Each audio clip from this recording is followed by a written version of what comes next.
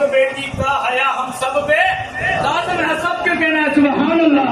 نبی کی پاک بیٹی کا حیا ہم سب پہ لازم ہے، نبی کی جان جانا ہے جناب سیدہ سہارا۔ اچھا پھر کیا ہوا جناب امیر معاویہ کی بہن حضور کے گھر میں اللہ کے محبوب علیہ الصلوۃ والسلام نے جناب جب فاطمہ کو رخصت کیا، اللہ کے محبوب نے اپنا ایک ہاتھ فاطمہ زہرا رضی اللہ تعالی عنہا کے سر پہ رکھا، اے جناب فاطمہ تیری عظمت پہ قربان جائے۔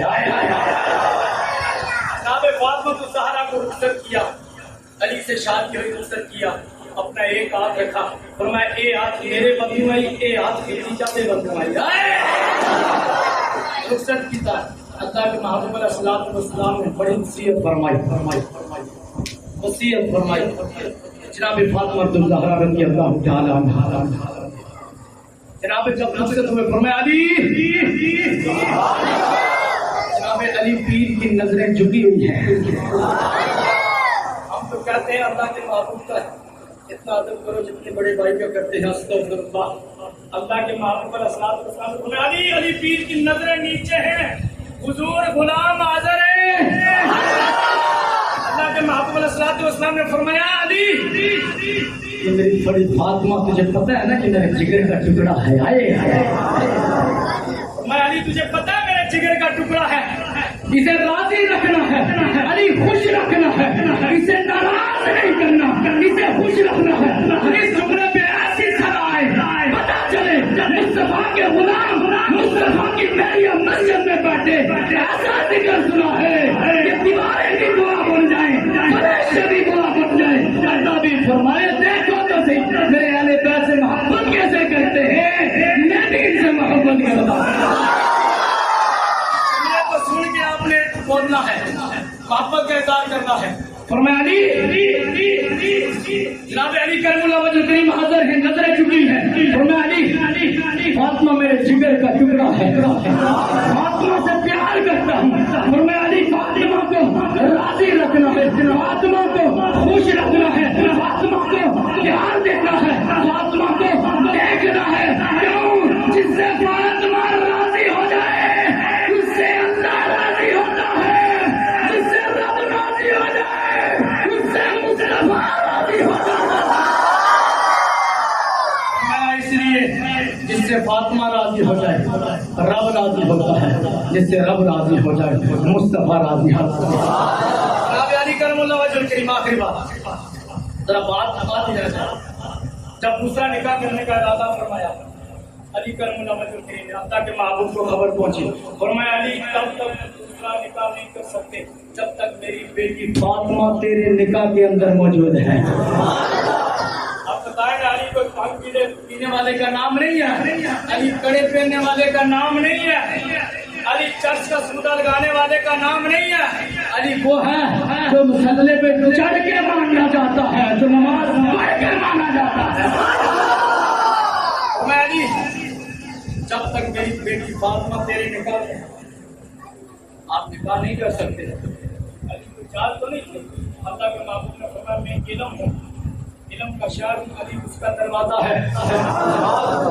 علی کو چال علی فرماتے ہیں میں قرآن کا ظاہر بھی نہ جانتا ہوں، باطن بھی جانتا ہوں۔